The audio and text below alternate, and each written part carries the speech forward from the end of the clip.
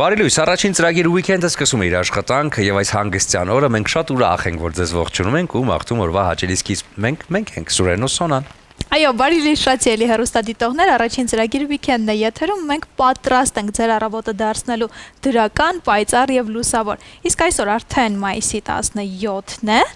եւ օրը Կիրակի։ Այո, Կիրակի օրը շատերը պլանավորում են անցկացնել ինչ-որ հետաքրքիր հանդիպումներով ընկերների հետ կամ մի որևիցե հետաքրքիր հավաքույթի ժամանակ։ Ասեմ, որ այդ հավաքույթների ժամանակ ամենակարևորը նաև տրամադրությունն է, որը միանշանակ ձեզ տալու է Զանգուն, որը ներկայացնում է Վեդի ալկո ընկերությունը։ Իդեպ ասեմ, Զանգուն հենց այն գինին է, որը կարող է նշել նրբությունը ձեր երեկոյի եւ իհարկե ընկերական հավաքույթի։ Չմոռանաք, որ Զանգուն ներկայացնում է Վեդի ալկոյի շատ երկարատև ավանդույթները եւ հատկապես շատ համադրվում է գարան մսից պատրաստված ուտեստների հետ։ Եվ Գիրին Առավոտյան իհարկե հրաշալի ընտրություն է եւ տրամադրություն հաղորդելու համար ու օրը հրաշալի անցկացնելու համար Զանգուն իդեալական տարբերակ է։ Իսկ ես առաջարկում եմ մենք մի լավ երաժշտությամբ սկսենք մեր առավոտը, որպեսզի տրամադրությունը ել ավելի բարձրանա։ Ես ինքը շատ եմ սիրում ճամփորդել ամբողջ աշխարհով մեկ, բայց Սոնա ուր էլ որ լինում եմ, աշխարհի որ անկյունում էլ որ լինում եմ, հա, ծանոթանալով իրենց մշակույթի եւ ապրելակերպի, միևնույն է, ընդհանրապես մի քանի օր հետո հասկանում ես, այո, որ քեզ հայրենիքն է կանչում եւ այն լեռները, այն բնությունը, այն օդը, որ մենք ունենք, աշխարհում չկա ոչ մի տեղ, հավատացեք։ Այո, ես շատ համաձայն եմ եւ մեր բնությունը իսկապես, ինչպես աշխարհն է ասում, փոքրիկ Շվեյցարիա, շատ հրաշալի բնություն ունենք եւ հատկապես այս եղանակին, գարնանը, երբ ամբողջ բնությունը զարթոնք է ապրում, պետք է վայելել, սնվել եւ էներգիա ստանալ բնությունից։ Իսկ թե ուր գնալ Հայաստանում, կօգնի մեր ուր գնալ Հայաստանում էջը։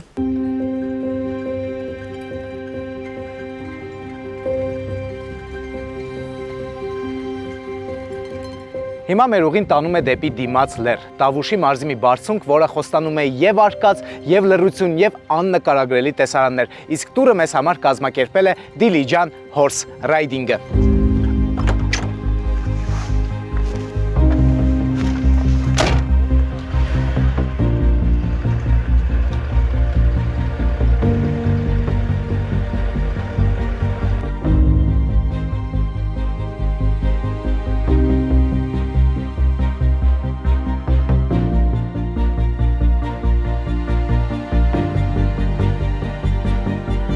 Երբ աչքիդ առաջ բացվում է ահա այսպիսի տեսարան, այլևս չի առաջանում հարցը թե ուր գնալ։ Դիմաց լեռն իր բարձրությամբ կանչում է խոսել ինքդ քեզ հետ։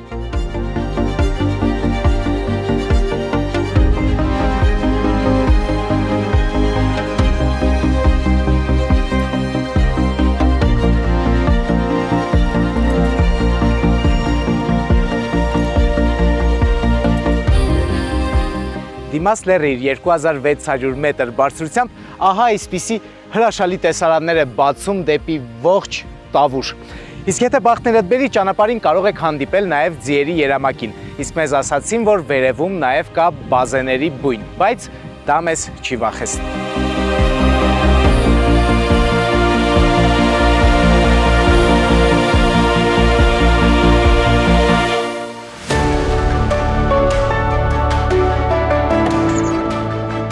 Ուրիշ զգացողություն է, երբ վերևից նայում ես հայրենիքիդ։ Այստեղից ոչ սահման ես տեսնում, ոչ քարտեզ ես տեսնում։ Այստեղից տեսնում ես սիրտդ։ Ու մեր սարերն այնքան պարզ են, այնքան ազատ են, որ թվում է, թե իրենք ավելի լավ են հասկանում, թե ինչ է նշանակում լինել հայ։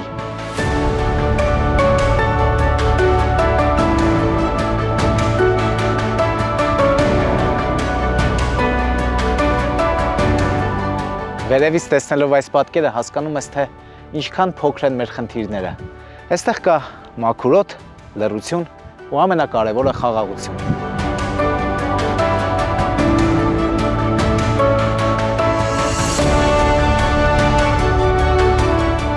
Իմ տունը հենց այսպիսինն է, կանաչ, խոնավ, ժայռոտ, բայց հպարտ։ Մարդ գոնե մի անգամ պետք է լեռ բարձրանա, որպեսզի հասկանա, թե հայրենիքը միայն անցյալ չէ, հայրենիքը ներկա է։ Ու հենց այս պահին, հենց այս բարձրությունից հասկանում ես, որ դու ես քո երկրի պահապանը։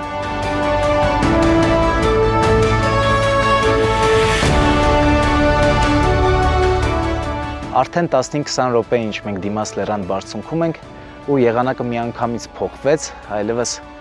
ոչինչ չի երևում։ Բայց ամեն դեպքում դիմաց լեռը ցույց տվեց մեզ իր մեծությունն առանց աղմուկի։ Ու եթե ուզում եք կտրվել քաղաքից ու վերականգնել ձեր ներսի լռությունը, ապա արդեն գիտեք թե ուր գնալ։ Իսկ Դիլիջան Horse Riding-ին ուզում եմ հատուկ շնորհակալություն հայտնել, որ մեզ համար կազմակերպեց այս տուրը։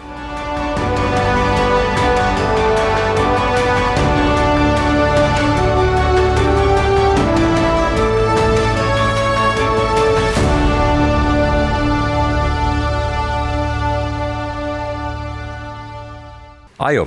զբոսնել բնության գրկում վայելել մաքուր օդը սա միանշանակ խոսում է առողջության մասին, պահպանելու համար առողջությունը մեզ անընդհատ պետք է, հատկապես այս վերջին շրջանում պարտադիր է պարբերաբար այցելել բժշկի եւ իմանալ բժշկի խորհրդատվությունները, լսել ու հետևել դրանց։ Եթե որևիցե թեթևակի գանգատներ ունեք, ապա մենք ինքներս խորհուրդ ենք տալիս ինքնաբուժությամբ չզբաղվել։ Այո, քանի որ մեր բժշկական էջի գործընկերն է Վիտամեդ բժշկական կենտրոնը, ձեր առողջության հուսալի գործընկերը։ Վիտամեդ բժշկական կենտրոնը առաջարկում է լաբորատոր, սոնոգրաֆիկ եւ ռենտգեն հետազոտությունների ամբողջական փաթեթ բարձրակարգ սարքավորումներով։ Մանրամասների համար կարող եք ծանոթանալ Վիտամեդ AM-ում։ Վիտամեդը ի դեպ ունի նաեւ մասնաճյուղեր Երևանում եւ մարզերում։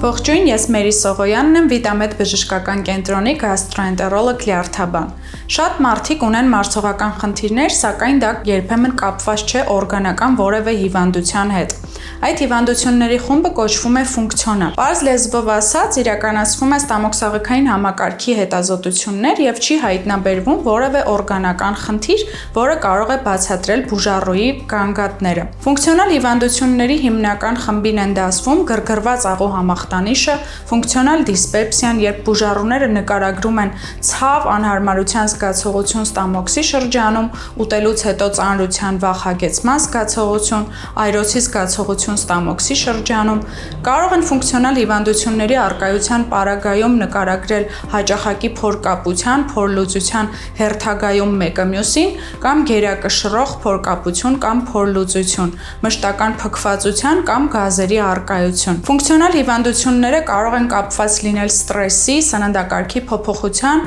քնի անկանոնության կամ նյարդային համակարգի ներգործության հետ։ Ֆունկցիոնալ հիվանդությունները երկարատև չբուժելու կամ չկառավարելու պարագայում հիմնականում կարող են չունենալ որևէ կողմնակի օրգանական դրսևորում։ Այս հիվանդությունը սովորաբար վտանգավոր չէ, սակայն երկարատև չկառավարելու պարագայում կարող է առաջանալ վախի զգացողություն սննդի հանդեպ, բազմաթիվ սննդային սահմանափակումներ, տագնապ, անհանգստություն, ստրեսի բարձրացում, վերոնշյալ գանգատների հաճախակի կրկնություն, աղիների աշխատանքի անկանոնություն, որը ի վերջո կարող է բերել կյանքի որակի նվազման։ Եթե նկատում եք վերոնշյալ գանգատները եւ այդ գանգատները անդրադառնում են ձեր կյանքի որակի վրա, ապա անհրաժեշտ է դիմել գաստրոենտերոլոգի։ Եվ հիշեք, մարսողական համակարգի առողջությունը կարևոր դեր ունի ընդհանուր օրգանիզմի ճիշտ աշխատանքի կազմակերպման հարցում։ Եղեք առողջ եւ ինֆորմացված։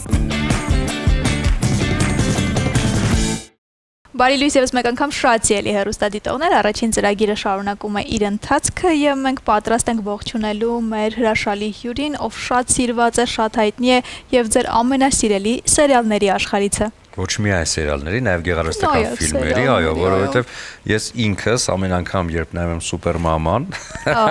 ամեն անգամ ինձ այդ տեսարանները, որտեղ հենց ինքն է նկարահանված, բավականին այսպես ժպիտ են տալիս։ Ասեմ, որ մեր հյուրն է Ռուզան Վիթմեսրոպյանը, ով հայտնի է հեռուստադիտողներին Քրմուհին,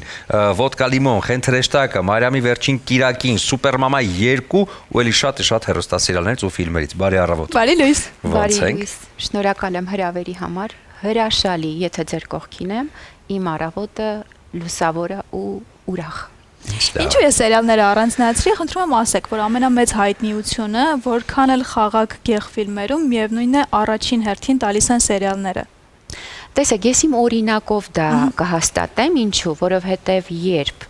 ֆրանսիական բավական հետաքրքիր աշխարհում նկարահանվելուց հետո գլխավոր դերեր հայտնի արտիստների կողքին, հայտնի կինոռեժիսոր եւ այլն, դրանից հետո հայտնվեցի Քրմուհու դաշտում խաղացի կերտեցի Քրմուհին, ելի հայտնի եւ մեծանուն արվեստագետների կողքին, դա ինձ համար մեծագույն պատիվ էր եւ պատիվ է, բայց պետք է նշեմ, որ դրանից հետո 10 տարի շարունակ ես մերժել եմ սերիալների առաջարկները, հիշում եմ առաջին անգամ ինձ Դիանա Գրիգորյանը զանգահարեց ու հրավիրեց, բավական հետաքրքիր հեռուստանովել էր սկսում, բայց ես հրաժարվեցի մտածելով, որ չէ որ ես այս ճանապարհը ընտրել եմ արվեստի համար, գեղեցիկը ստեղծելու, բարձրը ստեղծելու, ճաշակովը ստեղծելու ու հրաժարվում էի 10 տարի շարունակ, իհարկե հետևում էի սերիալներին, պետք է անկեղծ լինեմ, ինչու, որովհետև այն իրականությունը, որտեղ ես ապրում եմ, ես պիտի տեղեկացված լինեմ, հետևեմ, տեսնեմ ու պարբերաբար տեսնում եմ, որ հայտնի լավագույն մեր արվեստագետ արտիստները հայտնվում են հեռուստասերիալներում, իհարկե ձեռք են բերում, ել ավելի մեծ ճանաչում, քան թե ունեին իրենց մի ամբողջ կյանք հզոր կենսագրություն ստեղծած ճանապարհով, հա, ձեռք էին բերում հայտնիություն։ Իհարկե, ես պիտի ասեմ, որ հայտնիությունը ինքը այնպես չի, որ շատ լավ բան է ինձ համար։ Ինձ համար էս դեպքում, հա, որովհետև եթե ինչ-որ մի բան անում ես հայտնի լինելու համար, պետք չի դա անել, որովհետև քո արած գործը պիտի հետք թողնի, պիտի մարդու մտածողություն ու զգացողություն փոխի դեպի լավը, բարին, ու դա քեզ դարձնի սիրված եւ հայտնի։ Եթե ոչ, ես ուզում եմ սիրելի երիտասարդներին ասեմ, որ հայտնի լինելու համար պետք չի նետվել ու ամեն ինչ անել, չէ, պետք է կրթվել, հոգին զարգացնել, բարձրացնել բարձր գիտակցության եւ անել բաներ, որպեսզի հայտնիությունը արդարացված լինի եւ լինի արժանապատիվ վաստակ։ Ինչպես ասում է Շարլ Անստավորը, մենք ամեն ինչ անում ենք մեր կյանքում, որ դառնանք հայտնի։ Երբ որ դառնում ենք, հետո ամեն ինչ անում ենք, որ թաքնվենք մեքենաներում, որպեսզի մեզ չտեսնեն։ Այո, իսկ երբ որ մեր արվածը պատվաբեր է, այդ ժամանակ հաստատ ցանկալի է եւ չթաքնվել, սերը վայելել եւ սեր տալ։ Ռուզան, շատ հետաքրքիր մի բան ընդգծեմ, ինձ համար դուք են դերասանուհիներից եք, ով բազմաթիվ նշված հա ֆիլմերում, հեռուստասերիալներում կերպարներ կերտելով, հետաքրքիր մի նյուանս եմ ես նկատում միշտ, երբեք չի կրկնվում։ Երբեք նույնը չեք լինում, ոնց որ նախորդ ֆիլմում եք կամ մյուս ֆիլմում կամ մյուս սերիալում։ Սա իհարկե բացառիկ երևույթ է, որովհետև մենք շատ ու շատ սիրված դերասաններ ունենք, որոնք միաժամանակ տարբեր տեղեր են զբաղված լինում եւ ընթացքում հասկանում ես, որ արդեն կրկնվում են եւ չեն տարբերում մյուս դերը մյուսից։ Դա օրգանիզմն է, դա բնությունն է, ոչ մի բան չես կարող անել։ Ձեր պարագայում այդ խնդիրը չկա։ Ինչու՞ն եք տեսնում դրա բացատրությունը։ Ես հիմա պետք է ասեմ, որ շատ հուզվեցի, որովհետև արժանացա այն գնահատականին, որի մասին բոլորս երազում ենք իրականում։ Անչափ շնորհակալ եմ այդ գնահատականի համար եւ եթե դա իսկապես այդպես է, ուրեմն ել ավելի պատասխանատու պիտի շարունակեմ իմ մնացած կյանքը, որովհետև ես չգիտեմ դա ինչպես է ստացվում ու գուցե նաեւ գիտեմ։ Ես իմ մասնագիտությունը շատ եմ սիրում, անսահման շատ։ Եվ յուրաքանչյուր կերպար, երբ ինձ վստահվում է, ինձ համար դա դառնում է եւս նորից զրոյից մի քննություն, որ պիտի ես տամամենաբարձր գնահատականներով, հա, հանձնեմ այդ քննությունը։ Այսինքն երբեք ոչ մի վարքյան ես չեմ հիշում, որ ինչ որ բաներ եմ անցյալում արել, ինչ որ ճանապարհ կա յետևում թողած, չի կարելի այդպես։ Ես ամեն անգամ զրոյից եմ սկսում ուսանողի պես։ Երևի դա է պատճառը։ Բացի դրանից շատ կարևոր է, որ արտիստները եւ ընդհանրապես մարդիկ չկենտրոնանան իրենց եսի վրա։ Դա շատ կարևոր բան է։ Օրինակ հաճախ ինձ ասում են, ինչու դուք մեքենա չեք վարում։ Ինչու եք դուք երթևեկում տաքսիներով կամ ավտոբուս, տրոլեյբուս եւ մետրո։ Ես շատ հաճախ հասարակական տրանսպորտով եմ երթևեկում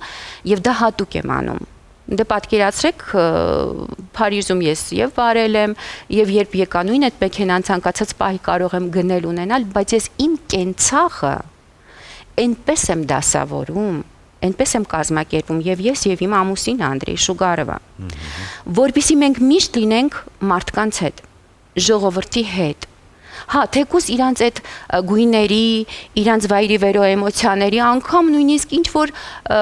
տհաճ իրադարձությունների կամ ինչ որ բաների հետ, հա, դա չի կարևորը։ Արտիստը, ընդհանրապես արտիստը, դա կլինի երաժիշտ, նկարիչ, դերասան, իրանք պետքա միշտ զգան ժողովրդի սրտի թակոցը։ Պարտադիր, իրանք ժողովրդի հոտը պիտի իմանան։ Շատ կարևոր է դա։ Իրանք ժողովրդի դեմքի արտահայտությունը պիտի իմանան։ Պիտի իրանց ուղեղի պարունակությունը իմանան։ Իսկ դա ինչպես ենք մենք իմանում։ Իրանց կողքին անընդհատ լինելով։ Լինել այն տեղերում, որտեղ մարդն է։ Եվ քանի որ մենք ամեն ինչ անում ենք մարդու համար, չէ որ մենք ամեն ինչ անում ենք, որպեսզի մարդկանց տանք վերածնունդ, որովհետև ինչ է արվեստը։ Մարդու եւ աստվածային համակարգի հանդիպումը, երկխոսությունը, որից ծնվում է արվեստ ասածը, այսինքն լույսն ու սերը, այսինքն հոգատարությունը։ Հետևաբար ես կոչ եմ անում սիրելի ընկերներ շատ լինել մարդկանց կողքին, որպեսզի դերերն էլ իրար նման չլինեն։ Ահա գաղտնիքը իմացանք։ Եվ շարունակելով Սուրենի հարցը, հիմա պետք է անպայման հարցնեմ, ինչպես եք ընտրում դերերը եւ ինչպիսի դերերն են ձեզ հետաքրքիր ու ձեզ համար մարտահրավերային։ Շատ հետաքրքիր հարց տվեցիք, շնորհակալություն, տեսեք։ Դերերը իրանք ինձ համար ֆանտոմներ են, որոնք իմ արտադրած էներգիայի շնորհիվ գալիս են դեպի ինձ։ Չէ՞ որ մենք էմոցիաներ ենք արտադրում, երազանքներ, մտքեր, իրանք գնում, բռնում, բերում են իրանց։ Եվ ես նաև որպես քաղաքացի, անտարբեր քաղաքացի չեմ ընդհանրապես ոչ մի երևույթի նկատմամբ։ Բնականաբար, եթե կա ինչ-որ երևույթ, որը ցավոտ է ու պետքա դա ինչ-որ կերպ վերացնել, իմ մեջ դա սկսում է եփվել, ես ապրում եմ դրանով, ես գրում եմ անգամ այդ ամեն ինչի մասին, ու բնականաբար դերերը գալիս ինձ ընտրում են եւ գտնում են։ Գիտեք, ես այն արտիստներից չեմ քավլիցի եւ երբեք չեմ ցանկանա լինել,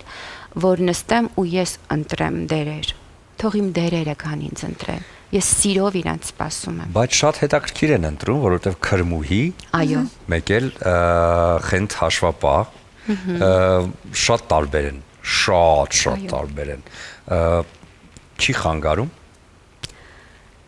Ինչը որ հետո խաղալուց հետո մարդիկ փորձում են ասոցացնել։ Ես դրա մասին չեմ մտածում։ Այ վերջերս, եթե լսել եք, մեր պրեմիերան եղավ «Օպա-պապա» ֆիլմում, որտեղ կինոռեժիսոր, պիտի նշեմ իրենց անունները, Գոր Գրիգորյան, հրաշք, տաղանդավորագույն անձնավորություն, երիտասարդ, նոր սկսող, բայց տաղանդավոր, կիրթ եւ պրոդյուսերներ Գոր Օրդուխանյան եւ Արմեն Գրիգորյան։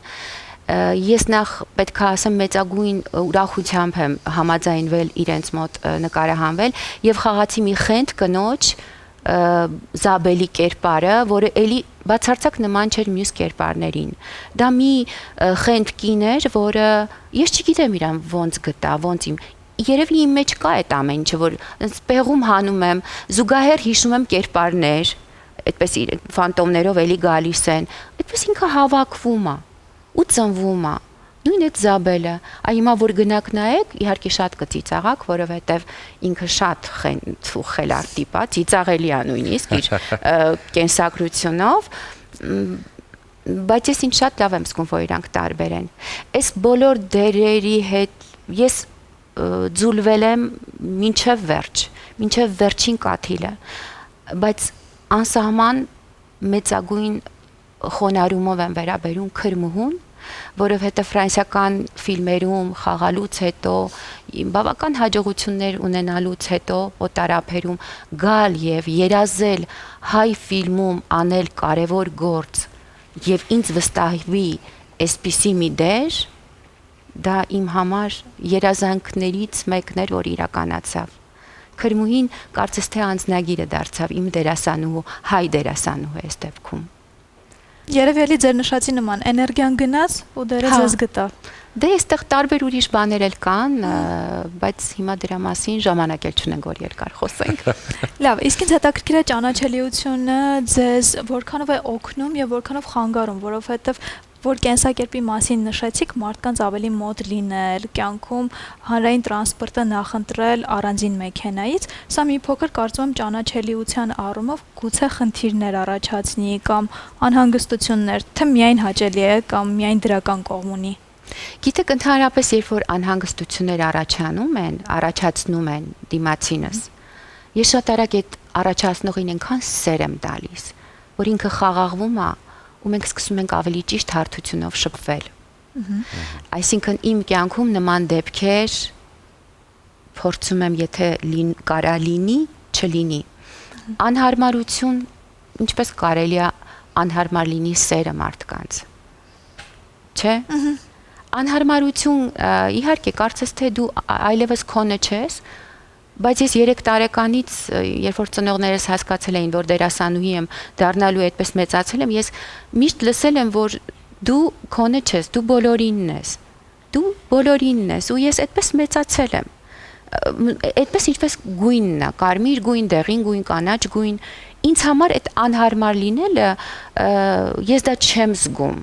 Այդ պիտի երևի դերասանուհի լինես, այդ ամեն ինչի մեջ լինես, ու շատ նվիրված լինես, ու սուտի մուտի բաներ չանես, լինես իսկական, իրական, ազնիվ, անկեղծ, շնչես ու արտաշնչես շատ անկեղծ, հաստատ ոչ այսպես, այդ դա կործանում է, շատ վատ է, այդ բաներից պետք է միշտ խուսափել, միշտ փախչել։ Պրոֆեսիոնալ մարդ եք, ով չի սիրում ուշանալ։ Այո։ Իսկ դա շատ հաճախ նկատվում է գործընկերների կողմից երևի թե տաղավարում նկարահանման, որտեղ ֆիլմերի եւ սերիալների նկարման ժամանակ հաճախ են լինում դերասաններ, ովքեր ուշանում են։ Ինչպես եք դրան վերաբերվում։ Ջղայնացնում է դա ձեզ։ Նոր մի քիչ առաջ, երբ գալիս էի մեր աշխատակցու հետ, Նելի հետ դրա մասին էի խոսում, որ Դիանա Գրիգորյանի կյանքը ինչքան եմ ես կերել, որովհետև առաջին երկարաժամկետ սերիալը նրան հատիկներ իր մոտ էի նկարահանվում եւ շատ բաներ ինձ համար անսովոր էր սպասելը, ես էլ երևի այդ սերիալի եւ իմ ընկերների շնորհիվ սովորեցի լինել համբերատար եւ կարողացա սպասել, որի համար շնորհակալ եմ։ Իհարկե կային երիտասարդ դերասաններ, որոնք ժամ ու կես ուշանում էին եւ ես խելագարվում էի եւ խելագարվում էր մեր շատ սիրելի Լուսինեն, Դիանայի հետ միասին եւ մյուսները նույնպես, ու բոլորը համբերատար ինձ փորձում էին հանգստացնել, որ ես կարողանամ այդ ամեն ինչի մեջ ինտեգրվեմ։ Իհարկե իրանց հոգին կերել եմ, բայց ինտեգրվել եմ։ Մի քիչ արդեն Ելենայի մոտ Արշակյան, որ սկսեցի նկարահանվել, արդեն, այսպես ասեմ, արդեն դաստիարակված դերասանուհի էի։ Ես գիտեի, որ պիտի լռեմ, պիտի ռիվ չսարքեմ, ժպտամ, ասեմ ոչինչ։ Ուզում եմ ասեմ, իմ ճանապարհը այնպիսին է եղել, որ հա, բռնկվել եմ, կռիվ եմ տվել, ուզեցել եմ շտկեմ, բայց մենք յուրաքանչյուրս մեզ պիտի շտկենք, որ շտկվի շատ բաներ։ Ու ես շտկել եմ ինձ։ Այդպես։ Եվ հիմա ձեզ մի քիչ որպես մարդ բացահայտելու համար ինձ հետաքրքիր է ինչ նախասիրություններ ունեք, ձեզ ինչ ֆիլմեր են հաճելի դիտել, ձեր ժամանց ինչպես եք անցկացնում, թատրոններ հաճախում եք, չեք հաճախում։ Իմ ժամանցը մեծ մասը անցկացնում եմ ընտանիքիս հետ, որովհետև իմ հանգստությունը, իմ խաղաղությունը եւ դրական էներգիաներով նորից լիցքավորելը դա իմ ընտանիքի անդամների գրկում է տեղի ունենում իրականում։ Աղջկաս հետ, ամուսնուս հետ, մամայիս հետ, եղբորս, եղբայրներիս, ընկերուհիներիս հետ, ես հրաշալի ընկերուհիներ ունեմ։ Իմ կյանքը կարծես թե այս պահին ես թատրոնում չեմ աշխատում, այսինքն կարելի ասել, որ ես շատ զբաղված չեմ որպես դերասանուհի, իհարկե շատ կցանկանամ զբաղված լինել սիրելի ռեժիսորներ, բայց իմ կյանքը շատ բուրն է անցնում, ես պարբերաբար իմ սիրելի ընկերուհու Գոհարի հետ եմ անցկացնում իր գեղեցիկ պարտեզում։ մամայիս կողքին մենք ճամփորդում ենք մեր մանկությունից կամ իմ մանկությունից հիշելով գալիս ենք, սուրճ ենք խմում, աղջիկաս հետ ենք երազում, ամուսնուս հետ ենք ֆիլմեր դիտում, շատ սիրում ենք դիտել ռուսական ֆիլմեր, ես հաճախ միանում եմ ամուսնուս, որովհետև ինքն է միացնում, ինքն է ընտրում ֆիլմերը ու մեր երեկոները շատ բուրն ու հետաքրքիր է անցնում։ Այս պահին ինձ մոտ առաջացել է մեծ ցանկություն ծաղիկներ աճեցնել, որը մի շրջան կար, բայց քանի որ իմ հրաշք ծաղիկին ես հասցրեցի 17 տարեկան, հիմա արդեն մտածեցի ինքը թող շարունակի ծաղկել, փտտել, ես նորից վերադառնամ ծաղիկների, վերջերս վարդերի փնջեր եմ գնել եւ պիտի այդպես տնկիներ անեմ, ծաղիկներ աճեցնեմ։ Սիրում եմ ընթերցել, սիրում եմ ուսումնասիրել, ինձ շատ հետաքրքրում է էզոտերիկայի աշխարհը, շատ հետաքրքրում է տիեզերական գաղտնիքները, հետաքրքրում է մարդը իր բոլոր շերտերով։ Ես սիրում եմ գրել, սիրում եմ երազել, շատ եմ սիրում, ես շատ համեղ պատրաստում եմ։ Համեցեք մի օր, հա, ես հորինում եմ, այո, կա։ Իմ ընկերուհիները հենց հիմա եթե դիտում են կհիշեն Վիթը, այդ Վիթ ֆիրմային ֆրանսիական կարծես ինքը լինի, խորտիկներ են, պաներով, հացով եւ մնացածը չեմ ասում, շատ արագ է պատրաստվում, անունն էլ դրել եմ Վիթ։ Եթե մի օր բախտ վիճակվի ձեզ համար պատրաստեմ, իսկապես համեղ է, իսկապես եւ ոչ միայն դա։ Անձնական բրենդ է, էլի։ Հա, ես մտածում եմ ինչ-որ տես բաներով անում, հա, ինչ-որ բաներ եմ մտածում, տեսնենք կլինի թե չէ։ Հաջորդիվ ինչ պրոյեկտներ կան, նշեցիք, որ հիմա թատրոնում զբաղված չեք, բայց կարծում եմ, որ ֆիլմային ու սերիալային տրամադրության մեջ կլինեն առաջարկներ ու երևի թե կան։ Սիրելի ռեժիսորներ, խնդրեմ ասեք, հաջորդ ինչ պրոյեկտներ կան, որտեղ ես պետք է հանդես գամ, որպեսզի կարողանամ ներկայանալ այստեղ։ Սպասում եմ։ Ահա, ստացանք պատասխանը։ Այո, այսքան բան։ Իհարկե երազանքներ ունեմ ծրագրերի տեսքով, բայց դրանց մասին խոսել չեմ ուզում, ինչու, որովհետև շատ անգամներ դու երազում ես, ինչ որ բաներ ես անում, կյանքը այլ ճանապարհով է ուղղորդում, հետեւաբար փոխել եմ ինձ, ավելի զուսպ եմ ու լուռ։ Մի հարց էլ տամ, որ ինձ շատ հետաքրքրում է, քանի որ ֆրանսիական մշակույթը եւ առասարակ Ֆրանսիան ես ինքս էլ շատ սիրում եմ, ինձ հետաքրքիր է ինչ ներգործություն է ունեցել ձեզ վրա եւ ինչն եք վերցրել, ինչն եք սիրել դուք անձամբ ֆրանսիական մշակույթում ու Ֆրանսիայում։ Շատ գեղեցիկ հարց։ Հիմա ձեզ ասեմ, տեսեք, ես ինքս իմ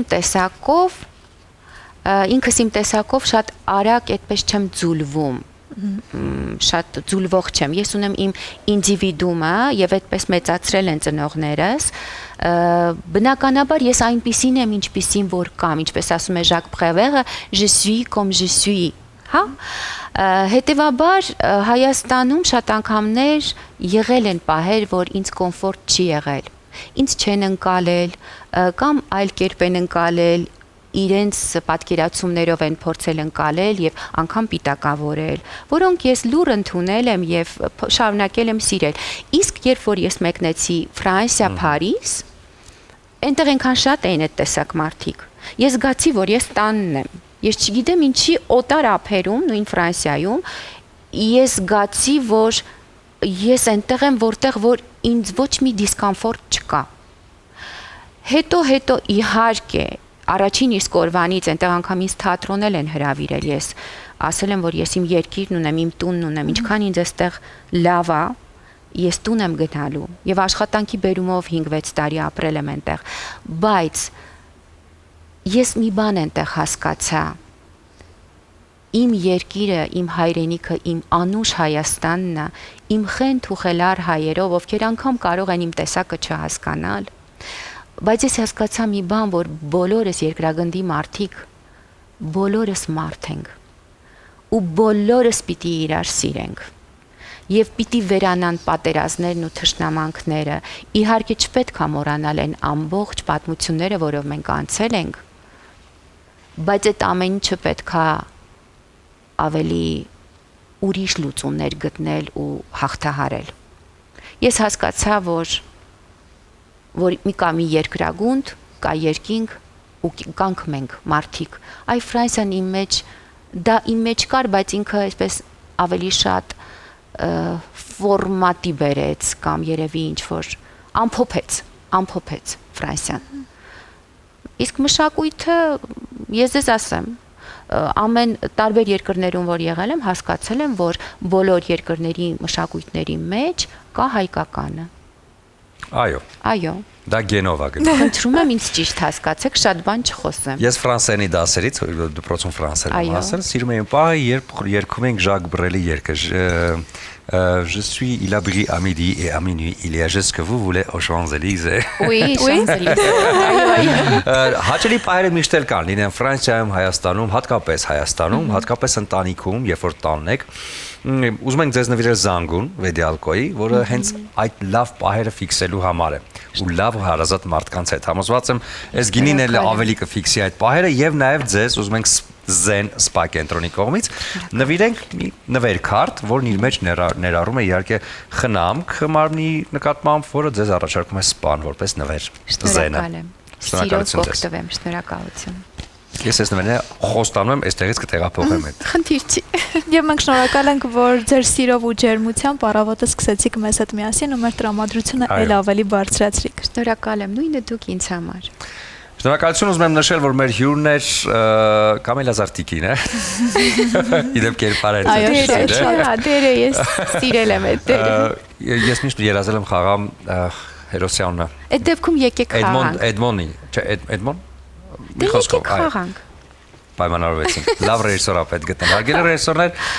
աչքի տակ ունեցեք ես մեր առաջարկները, իսկ այս պահին դադար մեր եթերում, որից հետո վերադառնանք եւ շարունակենք։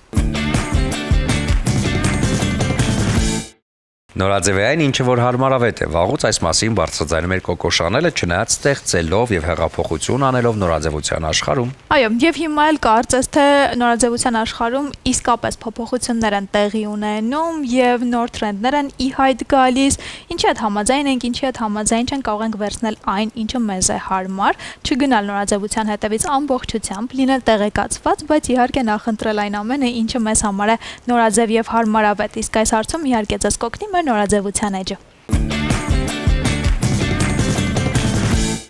Ողջույն, ես Մանանան եմ, Դաֆնի բրենդի հիմնադիրը, ասա շարունակում ենք խոսել նորաձևության տենդենսներից։ Վերջին շրջանում նորաձևության մեջ նկատվում է մի հետաքրքիր ուղղություն, դա կառուցվածքի ընդգծումն է, որը գնալով ավելի ու ավելի ակտիվ է դառնում, եւ սա շատ հետաքրքիր է դիտարկել հենց սոցիալական զարգացումների հիմքում։ Մենք գիտենք, որ նորաձևությունը շատ ազդվում է բոլոր սոցիալական գործընթացներից եւ վերջին տարիներին մենք ունեինք բոդի պոզիտիվի, այսինքն մարմինը ինչպես որ կա այդպեսին ընդունելու ընդհանուր շարժ եւ սա արտահայտվում էր նորաձևության մեջ, ունեին class size մոդելներ բեմում, բայց դրանց քանակը գնալով կարծես թե քչացավ եւ ընդհանուր այս body positive-ի ինստիտուտը կարծես թե խալխլվեց։ Սա տեղի ունեցավ վիրահատական միջամտությունների, ինչպես նաեւ բազմաթիվ պրեպարատների հայտնվելով, որոնք օգնում էին մարդկանց ուղղակի քաշ կորցնել եւ սրա ամենաակնառու օրինակներից է իհարկե Gucci-ի ցուցադրությունը, որտեղ ցուցադրվում էին հենց մարմինը ընդգծող հագուստներ եւ այստեղ հետաքրքրական է, որ կտորները նույնպես հատկապես ընտրված էին այնպիսին, որ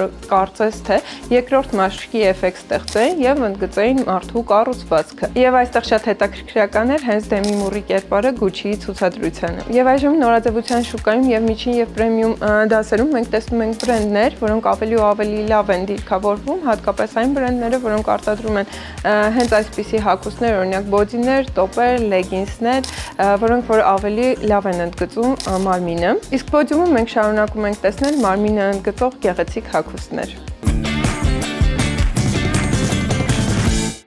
Շատ կարևոր է, որպեսզի յուրաքանչյուրս տեղեկացված լինենք, միշտ եւ տեղեկացված լինենք հատկապես մեր իրավունքներից եւ օրենքներից։ Մենք իհարկե մեր կյանքի բերումով, աշխատանքի բերումով բարբերաբար ինֆորմացում ենք աշխարհում տեղի ունեցող բոլոր փոփոխությունների մասին։ Շատ անգամ նաեւ երբ որ դեմ առ դեմ հանդիպում ենք մեր իրավունքներին, փորձում ենք հասկանալ, արդյոք մենք ճիշտ ենք թե ոչ։ Կարծում եմ այս ու նմանատիպ հարցերի պատասխանները վաղուց արդեն գտնում եք մեր ծրագրի ընթացքում։ Գիտես, ես ինչ հարցի պատասխան չեմ գտնում, դեռ գուցե կա, ես չգիտեմ, բայց ինձ հետաքրքիր է, օրինակ կան վատ վարորդներ։ Դա արդեն գիտենք բոլորս, բայց դու գիտեր, որ կան վատ քայլողներ, փողոցում։ Իհարկե։ Այսինքն անընդհատ հատկապես մարդաշատ վայրերում հնարավոր է լինել խցանումներ, որովհետև ինչ որ մարդ քայլում է ու որոշում է հեռախոսի մեջ լինելով կանգնել, sense շատ անհարմար պահի ու դու իր հետևից գնալով sense չես կանխատեսում դիմացի մարդը ինչ գործողություն կարող է այդ պահին միանգամից կանգնի։ Կամ երկրորդ տարբերակը, երբ երեխայի հետ մայրիկը օրինակ զբոսնում է եւ երեխան ետևից է գալիս ու ինքը ետև նայելով առաջ քայլում է առաջ։ Ու դու sense ուզում ես հասկանաս իր գործողությունները հաջորդ քայլին ու չես կարողանում հասկանալ։ Իմ կարծիքով սա լուրջ խնդիր է մեր քաղաքում եւ եթե մենք սովորենք ճիշտ եւ լավ քայլել, հաջորդ քայլը կլինի, որ կսկսենք լավ մեքենա վարել։ Դե այդ ամեն ինչի համար պետք է նաև ծանոթ լինել սեփական իրավունքներին եւ օրենքներին երկրում գործող։ Գնանք հենց հիմա ծանոթանանք մեր մասնագիտական էջին ու վերադառնանք։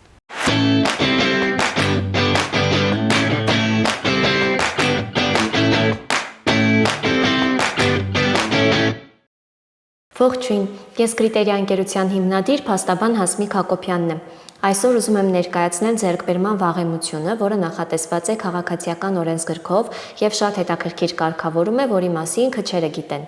Քաղաքացիական օրենսգիրքը ունի այսպիսի կարգավորում, որ եթե անձը անշարժ գույքի սեփականատերը չէ, բայց առնվազն 10 տարի անընդմեջ, բարեխիղճ, բացահայտ եւ որպես սեփականը տիրապետում է այդ գույքը, նա կարող է դատարանի վճռով այդ գույքի նկատմամբ ստանալ սեփականության իրավունք։ Ես տվեցի կարելի ասել օրենսդրական սահմանումը եւ այստեղ երևում են այն պայմանները, որոնց առկայության դեպքում անձը կարող է գույքի նկատմամբ ստանալ սեփականության իրավունք եւ դրանք են առաջին հերթին առնվազն 10 տարի այդ գույքը տիրապետելը։ Տիրապետել նշանակում է օրինակ բնակվել այդտեղ, հոգ տանել դրա մաքրության, պահպանման, այլնի մասին։ Եվ կարևոր է, որ տիրապետումը ոչ թե գումարային լինի 10 տարի, այլ անընդմեջ, այսինքն անընդմեջ տիրապետումը պետք է լինի 10 տարի եւ ավելին։ Բացի դրանից կարևոր է, որ դուք այդ գույքը ոչ մեկից խլած չլինեք, հափշտակած չլինեք, բռնությամբ տիրացած չլինեք այդ գույքին եւ ի սկզբանե ունեցած լինեք հիմքեր մտածելու, որ այդ գույքը ձեռք եք բերում որպես սեփականություն։ Եվ արդեն տիրապետումը պետք է լինի նաեւ բացահայտ, ոչ մի անձից թաքուն կերպով չարվի։ Եթե այս բոլոր պայմաններն առկա կան բավարար չափով ապացույցներ, կարելի է դիմել դատարան եւ խնդրել, որ այդ գույքի նկատմամբ ստանաք սեփականության իրավունք։ Նշեմ նաեւ, որ այս կարգավորումը չի գործում համայնքի եւ պետության սեփականություն հանդիսացող հողերի մասով։ Ինչու՞, որովհետեւ մարդիկ այս կերպ տիրապետում են հենց համայնքի կամ պետությանը պատկանող հողամասերը, բայց տվյալ դեպքերում գործում է հողային օրենսգրքով նախատեսված ձեռքբերման վաղեմության կառուցակարգը, որի դեպքում ոչ թե սեփականության իրավունք է ստանում անձը, այլ ստանում է այդ հողամասը ձեռք բերելու նախապատվության իրավունք, այսինքն համայնքը կամ պետությունը տվյալ հողամասը օտարելու դեպքում առաջնահերթ առաջարկ են անում այն տիրապետած անձին։ Ձեռքբերման վաղեմության ուժով սեփականության իրավունքի ճանաչման հետ կապված հարցերով կարող եք դիմել մեր ընկերությանը։ Եղեք իրազեկ եւ պաշտպանված։ Ծանոթացանք մեր իրավունքներին, վերադարձանք եւ ժամանակն է որպեսզի մտածենք նաեւ մեր մարմնին հանգիստ եւ հաճելի պահեր պարգևելու մասին, իսկ այս հարցում եթե քաղաքի ներսում ենք ուզում կազմակերպել եւ կարճ ժամանակ ունենք, օրինակ մի ժամ, պետք է կտրվել իրականությունից, շրջակա աղմուկից, ապա սպան այս դեպքում լավագույն տարբերակն է։ Ես լրիվ համամիտ եմ քեզ հետ Սոնա եւ առաջարկում այս պահին գնալ հենց այն վայրը, որտեղ առաջարկվում է խնամք մարմնի համար։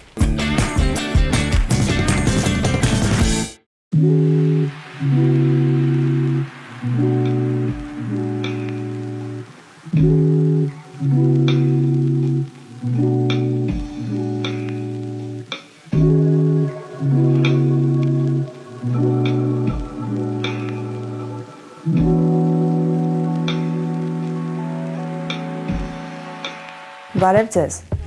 Այսօր խոսելու ենք սպա կենտրոններում եւ առողջարաններում իրականացվող պրոցեդուրաներից ամենաակտուալի պարուրումների մասին։ Դրանք լինում են բազմազան, բայց մենք այսօր կքննարկենք տալասո պարուրումները։ Ինչ է իրանից ենթադրում տալասո պարուրումը։ Դրա հիմքում ընկած են ծովի ջրի բաղադրիչները եւ ջրիմուռները։ Տալասոպարուրումները նպաստում են մաշկի որակի բարձրացմանը, լիֆտինգ էֆեկտ են հաղորդում, ինչպես նաև հանգստացնում եւ թուլացնում են նյարդային համակարգը։ Տալասոպարուրումների նյութերը բազմազան են։ Կարող է լինել ջրիմուռների տարատեսակներ, կարող են լինել օրգանիզմին անհրաժեշտ այնպիսի բաղադրիչներ, ինչպիսին են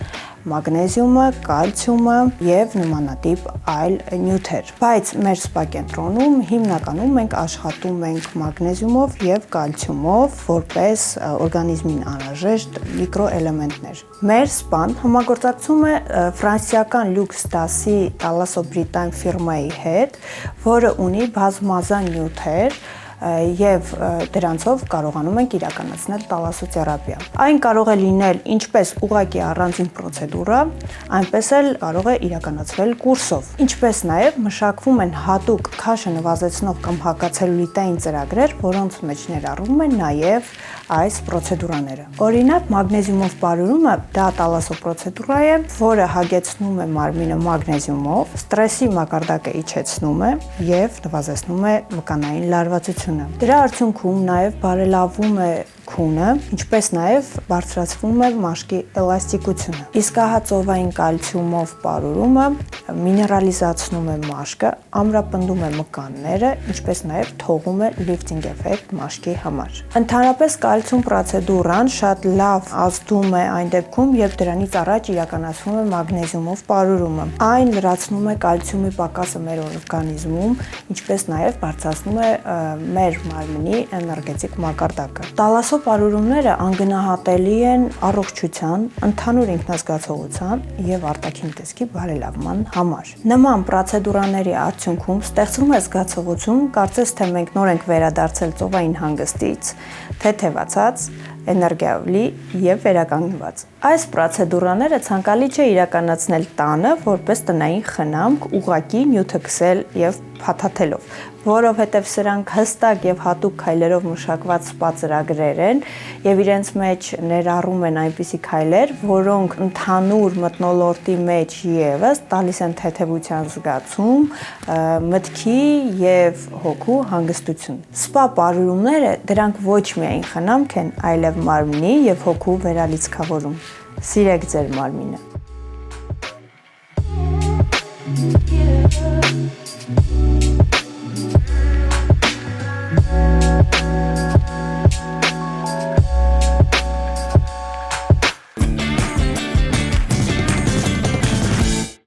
Բարի առավոտ եւս մեկ անգամ շատ սիրելի հեռուստադիտողներ, առաջին ծրագիր Weekend-ը շարունակում է իր ընթացքը եւ ունենք ժամանակակից աշխարհից հյուր, բլոգինգից, որը բոլորս շատ ենք սիրում, մեր հյուրն է Հյուգոն։ Բարի լույս։ Բարև ձեզ։ Ոնց ենք։ Լավ ենք, դուք ոնց եք։ Շատ լավ ենք, շատ։ Տրամադրությունը։ Ես հարց դա էլի արդեն մի անգամ։ Մի քանի վայրկյան էլ պաուզան ձգտել, տեղերով փոխվենք։ Հյուգո ինչի բլոգերություն սկսեց իր անել եւ ինչի Հյուգո։ Եվ ինչի այսքան համեստ բլոգեր։ Հյուգոին է շատ սիրում։ Ոյ, մերսի շատ, որ ես Հյուգոին սիրում եմ որպես կերպար, ինքը իմ համար շատ տպավորված է, իր գրածներն շատ լավն է կարդալ եւ այլն, բայց դա բուն իմաստը չի, ոնց որ պատճառը այն է Հյուգոյի, որ կարևորը Գուգո չլիներ, իմ անունը Գուրգեն է, ես սիրում եմ իմ անունը, բայց որ Գուգոին ասում, այդքանը չեմ սիրում, ու այդ ընթացքում որտեղ որ աշխատում է, այդ կամպանիայում մի հատ պապիկ էր աշխատում, ինձ անընդհատ որ ասել էի Գուգո մի ասա, Հյուգո էր ասում, այտենց ֆիքսեցի, ասեցի, սենց լավ է, սենց հավես է, չէ՞, դուք եք Պապիկն է որոշել այդ կեղծ անունը։ Հա։ Մենք մտածում ենք դու ես այդքան կրեատիվ գտնվել։ Իսկ նայում եմ ես։ Չէ, ես կրեատիվ չեմ, եթե ինչ, ինքն է իր սցենարները համար գրում, ինչ որ չէ։ Ու բլոգինգը սկսեց շատ պատահական, այդ ժամանակ եւ ես ընդհանրապես մտքեր չեմ ունեցել, որ կոնկրետ բլոգ վարեմ, ինֆլուենսինգ շուկայի մեջ խորանամ եւ այլն բան։ Ես այդ ժամանակ որ համալսարանում սովորում էի, հասա արդեն երկրորդ կուրսի կեսերը, հասկացա որ չէ, էս իմը չի, ես տեղ չեմ գտնում, ինձ չեմ ռեալիզացվում այնքան ինչ ֆակուլտետ կա, միջազգային հարաբերություններում էի սովորում Երևանի պետական համալսարանում։ Այդ ընթացքում թե համալսարանը թե բաժինը ինձ դուր չեկավ։ Ու ես որոշեցի որ այդ ռիսկին գնամ, ճիշտ է, ոնց որ մամաս շատ ծանր էր տանում այդ թեման, բայց մի խոսքով որոշեցի դուրս գամ համալսարանից, դուրս եկա ու շատ ուրիշ ոլորտում գնացի ինձ հասկանալու կարողանամ թե չէ, գնացի Wildberries-ի management սովորեցի, աշխատեցի մի քանի ամիս, այդ ընթացքում նաև մարքեթինգ էի ուսումնասիրում, խորացա դրա մեջ ու ես 2020 թվականին TikTok-ում ակտիվ էի, ինձ որպես տենց TikToker քիչ շատից ճանաչում են, էլի տրենդներ էին նկարում բանման, բայց երբ որ համասանը ընդունվեք, ես հատ էի թողել։ Հետո որ համասանը թողեցի, շատ է ցիկլը որ շարունակվում է, էլի, որ համասանը թողեցի, ասացի, «Սոտիկի քեզ սիրեն են ժամանակ մարդիկ, տվա հիմա մի հատ է փորձենք»։ Ու տենց սկսեցի առաջի քայլերս անել, նկարեցի ռիլեր, որը նես չի շատ դիտումներ էր հավաքում, մաքսիմում 10,000 դիտում էի ունենում, բայց դա իրականում ուրախանում է, որտեղ այդ մեծ թիվ էր իմ համար։ Սկսեցի շարունակել, ճիշտ է, կրինժ էի ինչ-որ չափով, կրինջ եմ ինձ համարում ամենաառաջի վիդեոներում, բարեկամներս, ընկերներս, շրջապատս նես չի լավ էր վերաբերում դրան, դե մտածում էին սա անլուրջ ոլորտ է, որը դուք չարաչար սխալվում եք, սա անլուրջ ոլորտ չի, սա կոնկրետ մասնագիտություն է, պրոֆեսիոնալիզմ է պահանջում, արդեն խորացավ եկա հասա այստեղ ես առաջի ծրագիրի վիկենդին ենքան չել, ժողովուրդ չգիտեմ։ Հասկանում եմ, ստատոնետ ինչ է ձեռք հետ կռվում։ Հավայլ արվել է։ Մարդիկ ուղղակի նստած հաճելի լսում են քեզ։ Լավ, մամայի տրավմաներից եմ ուզում անպայման հասնել, որովհետև նշեցիր, որ համասանը կիսա թողեցիր, ինքը դժգոհ էր ու հիմա ինքը նկարվում է քեզ հետ քո ռիլերում, այդ երկրորդ մասով կարծում եմ տրավման է։ Ինչ ես ուզում այդ կնոջից։ Եվ մինչև ուր ես պատրաստվում իրեն ջղայնացնելու աստիճանի զարմացնես։ Նախ մամայիս մասով առանձին ուզում ասեմ, որ եթե երկրորդ անգամ ծնվեի, կուզեի էլ Իրանից ծնվեի, անկեղծ եմ ասում, որովհետև Իրան նման support ծնող շատ հազվադեպ է, քիչ եմ ես իմ շրջապատում հանդիպեմ, մեր իրականության մեջ էլ ուրախանում եմ, որ ինչ-որ մեկի ծնողը իմ մամայի նման է, մամաս հա, որովհետև այդ ժամանակ ինքն էր աշխատում, ես այդքան չէի հասցնում աշխատեի, համալսարանից ամբողջ ծախսերը, պարապմունքի գումար բան, ինքը ոնց որ դու մենակ սովորի, ես կանեմ, այդ պրինցիպն էր մեր մոտ։ Ես էլ իրականում վատ էի զգում, որ այդքան ծախսվել ենք, բայց սոտիկի ես ռիսկին որոշեցի գնամ։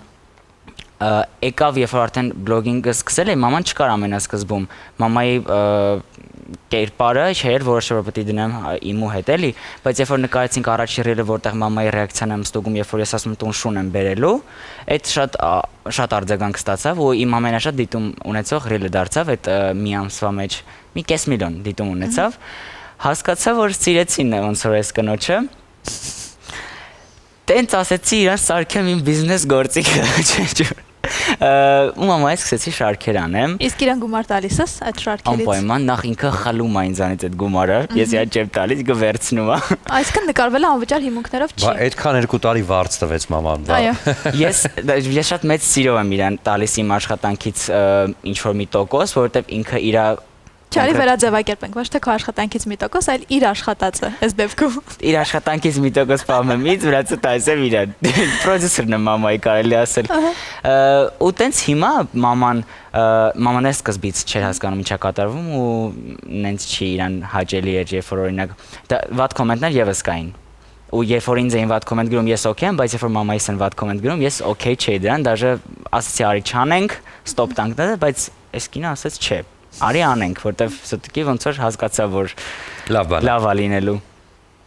Սկսեցինք նկարվել, հիմա ինքն է ինձ սցենարներ առաջարկում դաժե, ինքն է ասում արի էսի նկարենք, ինքն է նկարվում, դերասանական տաղանն է մամայի շատացել, ու մամայիս ավելի շատ են սիրում, քան ինձ։ Իսկ ինչ է պատմում, երբ դրսում տեսնում են, ճանաչում են։ Ամեն անգամ ոգևորված գալիս է տուն, գուգ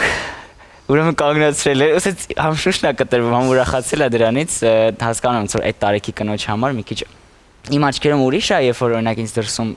ճանաչում են, սիրալ իրեն բան, մի քիչ ես ուրիշ ձև եմ արձագանքում, մաման մի քիչ ուրիշ ձև է արձագանքում, որտեղ ինքը չի պատկերացրել, որ այս կյանքը կարա ունենա էլի։ Համը մի քիչ դժվար է այդ առումով իր համար, որտեղ սահմանափակվել է մի քիչ մերս, բայց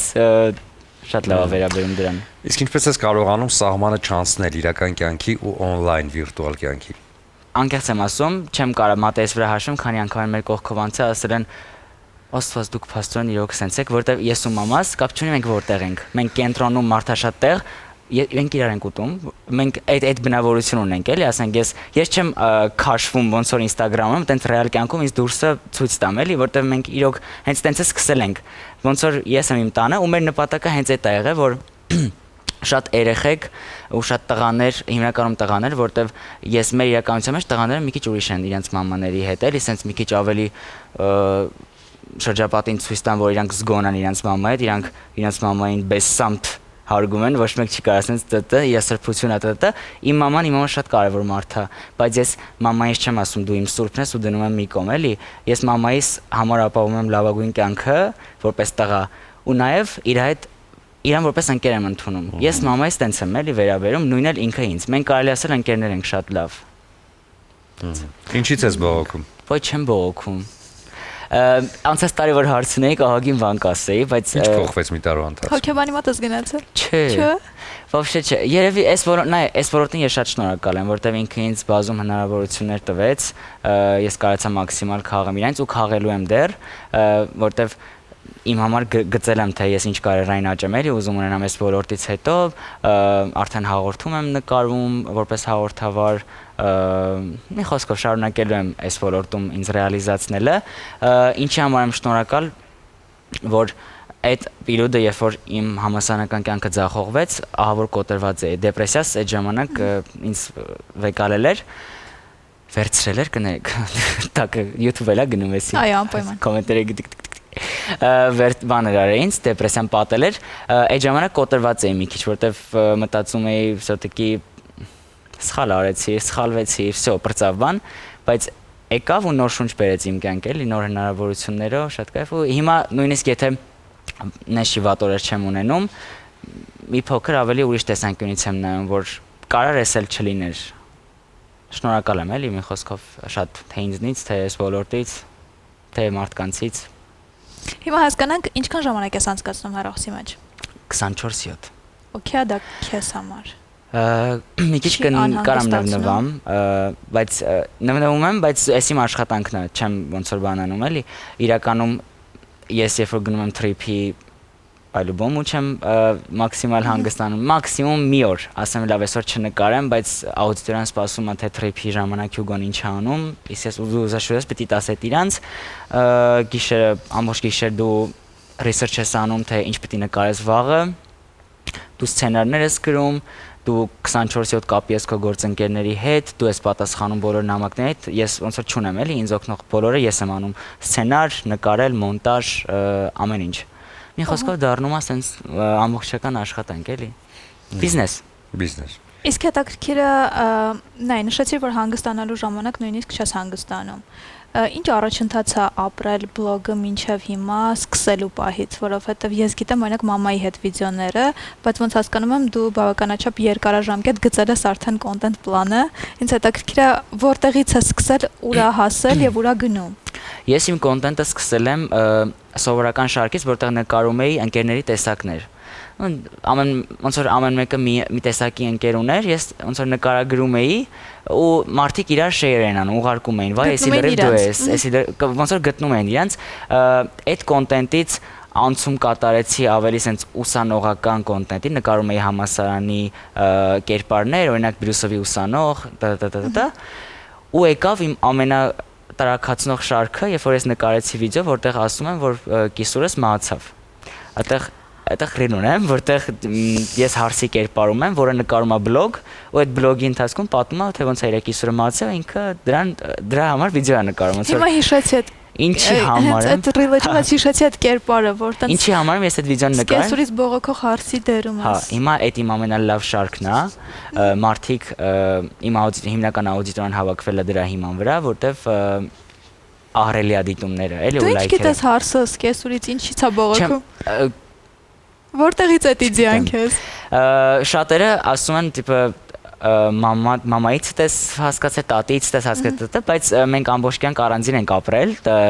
բախտի բերմամբ թե պատահմամբ, ոնց որ առանձին ենք ապրել տատի ենցից։ Մամաս ու տատիս եւս կոնֆլիկտներ ունեցել են, բայց մենք այդքան չենք առնչվել դրա վրա, չենք խորացված չի եղել։ Ես այդ ամեն ինչը վերցրել եմ ավելի շատ բարեկամական միջավայրից, շրջապատից, տեղից եմ լսել, նույնիսկ մենք այդ ժամանակ հաղորդ աթիվի օր հենց գրում են ընտանեկան պատմություններ, դեից է տպավորված ինչ-որ բան ու ընդհանրապես հումորը դե ինչ է, երևույթ է, որը վերցնում ենք ռեալ կյանքից, ծիծաղալի է, էլի դա։ Ինչ սրում ենք։ Հա, մի խոսքով այդ շարքս, որ սկսեցի նկարել, ահա որ ազդված էի այդ ժամանակ կոնտենտ էին անում մարդիկ իրենց կեսուրների հետ, որը ինձ վրա ազդում էր։ Ես որոշեցի, որ պիտի կպնեմ այս մարդկանց, ես տենց եմ ընդհանրապես իմ հումորի ձևը է դա, ես ինչ-որ բանից ազդվում եմ կամ ասելիք ունեմ, հումորի միջոցով ասում եմ, էլի դրա մասին։ Եթե ինչ-որ բան տենում եկի մեջում, ինչ-որ մեկին պարոդիա եմ անում, ուրեմն ազդվել եմ այդ ինչ-որ մեկից, էլի։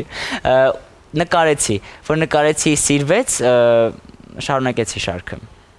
այդպես։ Շատ կարևոր է որ տակը կոմենտներ լինի, որովհետև գիտենք, որ ալգորիթմը այնպես է, որ կոմենտների ու մասնավորապես կոմենտների դեպքում սկսում ավելի վիրուսային դառնալ վիդեոն։ Իսկ դու ինքդ ինչ որ միտեղ կոմենտ գրում ես։ Ցերեկվան Փաշինյանի վիդեոյի տակ եմ կոմենտ գրել, просто գրեցի ես վերջի կաթիլն է, ֆոլո եմ անում։ Հիմա տես մի 2000 լայք հավաքել կոմենտս։ Իրական շատ հաճախ կոմենտներ չեմ գրում, բայց այն որ sense պիկը հասնում է, որ իրոք զգում եմ կարիք կա գրելու, ծիծաղալու կլինի, գրում եմ կոմենտ։ Երբեք վատ կոմենտ չեմ գրում։ Ես երբևիցե մաքսիմում, եթե օրինակ, եթե ռիլ տեսնեմ, որի մեջ անարգարից վերաբերմունք կա կանանց նկատմամբ, երեխեքի նկատմամբ, թեկուզ տղամարդկանց նկատմամբ, ես իմ խոսքը կասեմ, առանց վիրավորանքի էլի, ոնց որ գիտակից մարդ որպես կձևակերպեմ, կտամ իրանց, որպեսզի իրանք մի հատ հասկանան։ Կամ կնկարեմ ռիլ այդ թեմայով, կամ story կդնեմ, story-ում կխոսամ, բայց երբևիցե վիրավորական կոմենտ ինձ թույլ չեմ տալի գրեմ։ Իսկ ոնց ես ինքդ վերաբերում, երբ որ քեզ են վիրավորական կոմենտ գրում։ Չեմ վերաբերում։ Չեն վիրավորում։ Ես չեմ վերաբերում։ Իրանք ոնց որ դրսում են մարդկանց հայացքները դրսում եւս վատ է, որտեղ մարդկա ինձ չի սիրում։ Սկեսուրները։ Եվ կանայք, ովքեր ունեն կարծրատիպ տղամարդու մասին, օրինակ իրենց մտքում, եթե ես օրինակ sense չեմ, ես տղամարդ չեմ։ Այս կարծրատիպը կա մեր իրականության մեջ։ Բայց ինչ գիտես, այդ մարդկանց հայացքները ինչին է վերաբերում։ Խոսքերն եմ լսում, հարցեր տա։ Հասկացա, այսինքն ոչ միայն հայացք կանայք, չէ, Ես հայացքից կարդում ես, օրինակ ինչը դուր չեկա։ Կողքովս անցնեն։ Ոյ, ոնց եմ զզվում սրանից, ոյ, ոնց որ ես դա եւս լսում։ Դու բառ չես ասում, ուղղակի անցնում ես։ Հա, որտեվ պարտադիր չէ բոլորը սիրեն, էլի։ Okay։ Չէ, անկես չեմ նեղում, էլի չեմ խափում ժողովուրդ։ Պարտադիր չի բոլորը սիրեն, բայց եթե պարտադիր է բոլորը չարտահայտվեն կամ գոնե ոնց որ ամեն մարդ բայց չեն կարա վերահսկենք այդ ոնց որ կոմենտները չեն կարա վերահսկենք, տենց էլ չեն կարա դրսի կարծիքները վերահսկենք, էլի։ Հետաքրքիր է շատ։ Եվ դժվար երևի թե։ Բլոգերի ու դերասանի միջև մարդիկ խեն տեսնում այդ տարբերությունը, որտեվ իրանք բլոգերին առնչվում են ավելի անմիջական ձևով, էլի բլոգերը իր սթորիներում շատ անենց խոսում, ոնց որ քո կողքը նստած լինի։ Դերասանը մի քիչ ավելի անհասանելի է թվում մարդկանց, էլի դրա համար իրանք զգոնություն են դնում բլոգերի ու դերասանի միջև։ Խի ասեցի, որ զուտ էլի, որ երկուսն էլ հայտնի կերպարներ են դառնում, բայց մեկի հանդեպ թույլ չեն տալիս, մյուսի հանդեպ թույլ են տալիս։ Թույլ են տալիս։ Իսկ շարք, որը նկարեցիր ու չաշխատեց, կա տենց։ Եթե երկար ես մտածում, ուրեմն ավելի շատ չկա, քան կա։ Ուզում հիշեմ, ինչը չեն նայում, երբ որ ես եմ նկարում։ Գիտեք ինչը կարան չնայեն։ Այն ռիլերս, որ իմ գործընկերը կտա ինձ, որ ես նկարեմ իր ուզած սցենարով, որ զուտ ուղղակի face-ի հարց լինի, այդ ռիլերս կարող է չաշխատեն այնց, ոնց որ աշխատում են իմ կերպարային ռիլերը, բայց դա եւս ես okay եմ, որովհետեւ իմ գործընկերը ուզում է այս համագործակցությունը, եթե ես ոնց որ իմ արժեքները համապատասխանում է իրան, ես բացեմ, ես կաշխատեմ իր հետ։ Նրանք թեկուզ ունենան 100,000 դիտում, ես okay եմ, որ իրանց հետ համագործակցի ու թեկուզ քիչ է դիտում, բայց ռիլը եթե նպատակադրված էր որ աշխատի, ես մաքսիմումն եմ անում, որ իմ համագործակցությունը աշխատի, թեկուզ 100,000 դիտումի դեպքում եթե ես արդյունք ունեցա, ես գոհ եմ։ Երբևիցե մտածել ես, որ կարող է մի օր սոցիալական հարթակները ուղղակի դադարեն գոյություն ունենալուց կամ փոխվի ձևը։ Հա, ես ինձ ինձ կերպար եմ համարում, որ լյուբոյ ոլորտում կարանամ էլի ինձ ռեալիզացնեմ, ոնց որ այս պայն ուղղակի ինձ հաստատվել, որ այս ոլորտում եմ,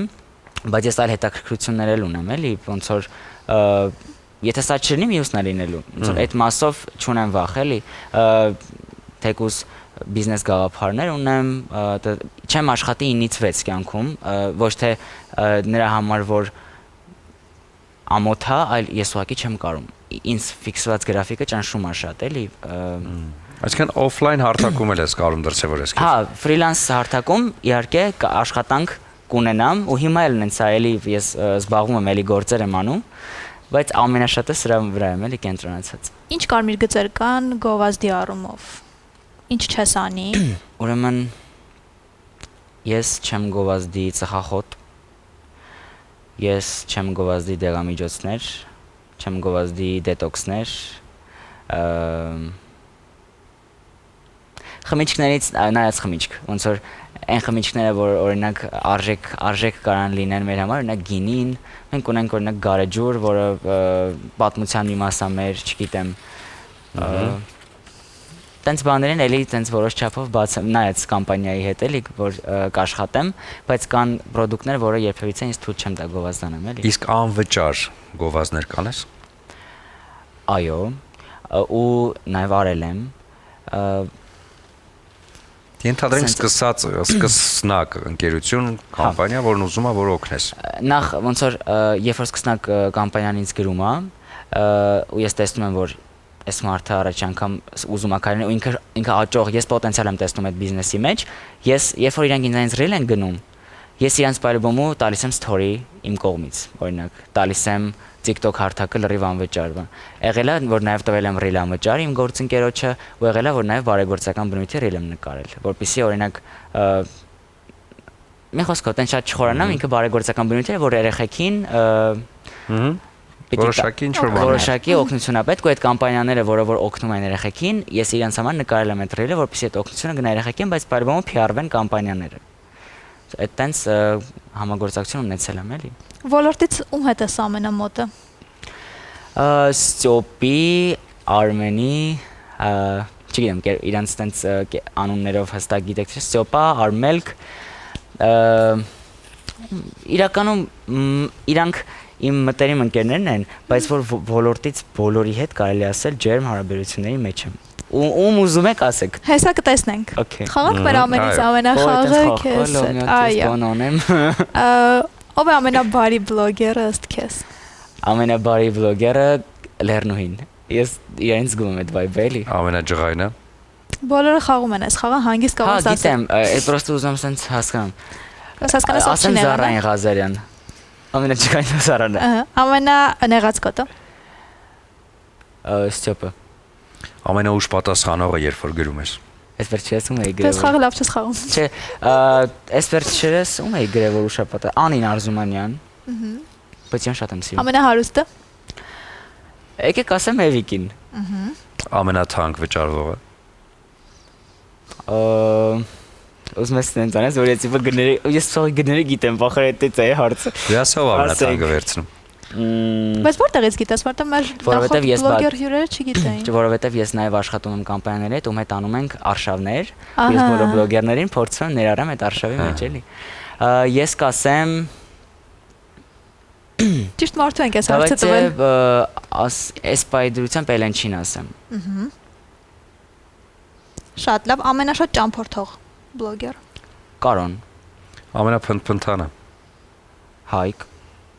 Ամենաընկերասերը։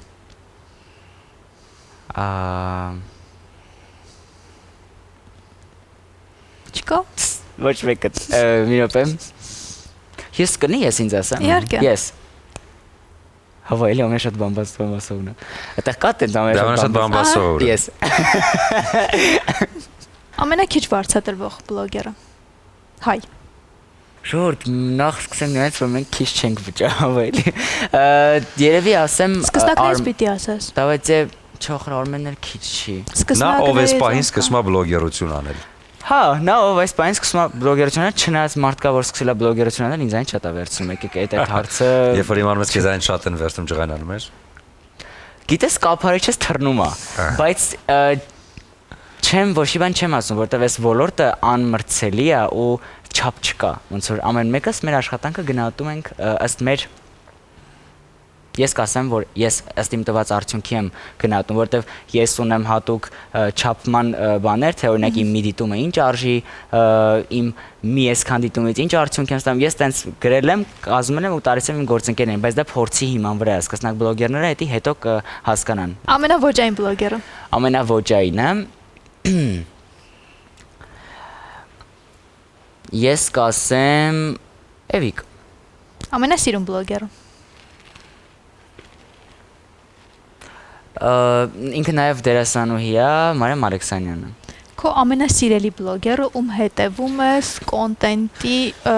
քո նախասիրությունների համար, ոչ թե համեմատվելու համար, ոչ թե հետաքրքրվելու համար իր կյանքում ինչ կա, իր կոնտենտում ինչ կա, այլ որովհետև քեզ իսկապես ինքը որպես բլոգեր հետաքրքիր է։ Հայ։ Այո։ Ես կասեմ Կամիլը, որովհետև Կամիլայի ստորիները ինձ օրինակ շատ հետաքրքիր են։ Ես Կամիլայի ստորիները դնում ինքը իմ լավ ընկերն է, բայց ինչքան է ճանաչեմ ես իրան, մեկը շատ հետաքրքիր ձևով է տալիս, սիրուն է հավաքում, էսթետիկան ու հումորը պահում է, եթե պետքա։ Չգիտեմ, հետաքրքիր ես դու ինձ որպես բլոգեր աղջիկ չեմ։ Դե քանի որ նշեցինք, որ միգուցե ինչ-որ մեկ այս պահին արդեն ոգևորվել է ու սկսում է բլոգեր դառնալ, այն ինչ խորհուրդ կտաս սկսնակներին։ Երբ որ սկսում ես դու քո բլոգը, նախ քո բլոգը պիտի ինչքան է որ իմը սկզբից չի ունեցել ասելիք, բայց ես հիմա եմ հասկանում, որ կարևոր է որ բլոգը ամենասկզբում ունենա ասելիք, բայց այդ ժամանակ ինձ ինչ որ մեկը չի եղել որ ասի, գիտես ինչ կա հյուգ, պետքա քո բլոգը էս ասի։ Շատ կարևոր է որ քո բլոգը ունենա ասելիք, ստեղծի արժեք, ունենա նպատակ, կարա լինի նաև տրեշ, բայց այդ տրեշը շատ համով լինի, որպեսզի քո աուդիտորիան հետաքրքրությամբ սպասի քո մյուս վիդեոին։ Դա սենց տեխնիկական հարցերում։ Ու ամենակարևորը, որ մի մտեք այս ոլորտ ամենաառաջնային գումար աշխատելու համար, որովհետև այս ոլորտը բացի գումարից շատ հետաքրքիր կողմեր ունի։ Ամենագլխավոր կողմը մարդկանց սերն է, որ դու կարաս վայելես։ Քո փոքր հեռախոսով դու կարաս այնց բան անես, որը մարդիկ տարիներով անում են, որ կան հասնեն ինչ-որ կետի, էլի։ Ես իմ փորձից եմ ասում, ես շատ հիմա նպատակ ունեմ, օրինակ թատերական ինստիտուտ գնալու, որտեղ ես ուզում եմ շարունակեմ այս ոլորտում, ես ուզում եմ ստանալ իմ կրթությունը, ինձ պետք է մասնագիտանալ, բայց դրա համար կպահանջվի ինձ այնց 5 տարի, ու ես դա անելու եմ, բալբոմը անելու եմ, բայց իմ բլոգը ինձ այնքան հասցրել, որ ես ունեմ այն ճանաչելիությունը, որը ես կունենայի այդ ժամանակ, ես արդեն իսկ ունեմ առաջարկներ նկարվելու պրոյեկտներում, կսած շուտով նկարվելու եմ, մի խոսքով անում ես այն հնարավորություն է շատ, էլի, չգիտեմ, ճիշտ օգտագործեք այդ ձեր համար, ձեր հեռախոսը ճիշտ օգտագործեք միակ։ Իսկ ոլորտում ինչը կփոխեիր, ինչ կավելացնեիր, ինչը կհանեիր։ Ես էլի եմ ասում, ես չեմ ուզենա, որ այս ոլորտը մենք սխալ օգտագործենք, էլի, ես չեմ ուզում, որ մենք սարքենք զիբիլանոց ստեղ։ Ես ուզում եմ, որ մաքսիմալ ամեն ինչ սիրունի, բայց ես դա չեմ կարա հիմա պարտադրեմ, որովհետև անվերահսկելի է։ Կան բացի այս ոլորտը, կան այլ ոլորտներ, օրինակ, չգիտեմ, ոնց ասեմ, կան հաղորդավարներ, ովքեր պրոյեկտ են անում ու շատ կփաստեք, որ Հավայի բան են անում, չէ՞, այս վերջերս մի հատ այդպես օրինակ ենք ունեցել։ Հիմա դուք դա ոնց կարաք վերահսկեք։ Կարա գնաք ասեք մի արա, չկարա, հաստատ, դրա համար ես այս ոլորտում կուզեի, որ այս զիբիլանոցը չգար ստեղ, եթե մարդ կարա ինչ-որ մի բան անի մյուս մեկ այլ ոլորտում, ինքը մտածում է, որ դա լավ կանի, թող դա անի այնտեղ, թող ստեղ սխալ ձևով չգա ռեալիզացվելու, էլի, երևի թե ուրիշ բան չեմ ուզենա փոխեմ, չգիտեմ։ Դե մենք մաղթում ենք, որպեսզի այս ամեն ինչը երկար շարունակվի, որովհետև եթե լավ բան ես անում, պետք է մի քիչ երկար լինի այդ ամեն ինչ, որովհետև մարդկանց հաճելի է։ Դրա համար քեզ ուզում ենք նվիրել Զանգուն, Վեդիալկոյի կողմից առաջարկվող կարմիր գինին, որը կարծում հաճելի առիթ կստեղծի հաճելի պահերը ֆիքսելու համար։ Եվ նաև հետևում ես քեզ, շատ կարող է մարմնի խնամքին հետևել, Zen Spa-ն քեզ նվիրում է հրաշալի ծառայության համար քարտ, նվերքարտ, որը դու կարող ես արդեն այնտեղ օգտագործել եւ համոզված որ այնտեղից դուրս կգաս լրիվ մեկ այլ տրամադրությամբ։ Կամ փոխանցել Մարիկին։ Կամ Մարիկը խլի ինձանից էս։ Տեսավ եթե ինչ արդեն հեսա կզան կգա։ Շնորհակալ ենք։ Okay։ Քեզ օրվա լավ շարունակություն ենք։ Մերսի ձեզ։ Կարճատև դաթար, բայց հետո վերադառնանք եւ շարունակենք։ Ուրախ ենք, որ այս առավոտը մեզ հաջողվեց հանգստյան առավոտը դարձնել հետաքրքիր, ինֆորմատիվ ու նաև ժպիտներով լի բնությունը հոգած ջերմության մասին, մենք հոգացինք ձեր բնակարաններում տրամադրության մասին։ Այս հարցում մեզ օգնեցին նաև մեր այսօրվա հյուրերը։ Այո, եւ հյուրերից բացի օգնում են նաև առավոտյան լավ տրամադրություն ունենալ լավ գինին Վեդիալկոյի կողմից առաջարկվող Զանգուն, որը ի դեպ եւ առավոտյան եւ երեկոյան լավագույն տարբերակներից է։ Ասեմ, որ Զանգուն իհարկե առանձնանում է իր նրբությամբ, բնավորությամբ, հավասարակշռված համով եւ բազմակողմանիությամբ, հատկապես իդեալական համադրվելով գառան մսից պատրաստված ուտեստների հետ։ Իդեպ 1956 թվականին հիմնադրված Վեդիալկոն կրում է հայկական գինեգործության դարավոր ավանդույթները, ստեղծելով գինիներ, որոնք արտացոլում են Արարատյան դաշտի եւ Վայոց ձորի հարուստ բնությունը։ Եվ եթե ունեք հատուկ առիթներ, ապա ձեր արտաքին տեսքը կարող եք վստահել բյուրի ֆաբրիկի պրոֆեսիոնալներին, որովհետև իրենք իդեալական դիմահարդարման եւ վարսահարդարման միջոցով կփոխանցեն դրական էմոցիաներ։ Այս առավոտ իմ խառը ֆենի հեղինակը Master Right-ն է, որը գտնվում է Նալբանդյան 37 հասցեում բարբերշոփ, որտեղ միանշանակ հոգ են տանում ձեր սանրվածքի տեսքի համար, որպեսզի դուք էլ դուր գաք արդեն գեղեցիկ սեռին։ Իսկ եթե ուզում եք լինել ոճային, իհարկե կա երկու հասցե՝ Թումանյան 5 եւ Պուշկին 33։ Այցելեք եւ ծանոթացեք Դաֆնիի նոր տեսականուն եւ ընտրեք ձեզ համար արդեն գարուն ամառ հավաքածուից հետաքրքիր լուքեր։ Դե հետաքրքիր տրամադրություն փնտրելու համար շատ հեռու գնալ պետք չէ, պարզապես հեռակառավարման վահանակում սեղմել ATV հեռուստաընկերության կոճակը, առավոտյան միանալ մեզ հանգստյան օրերին ու վայելել տրամադրությունը։ Այս առավոտ էլ ձեզ համար Սուրենն ու Սոնան էին, իսկ չենք մոռանում, որ այս ամենը պատրաստված էր սիրով։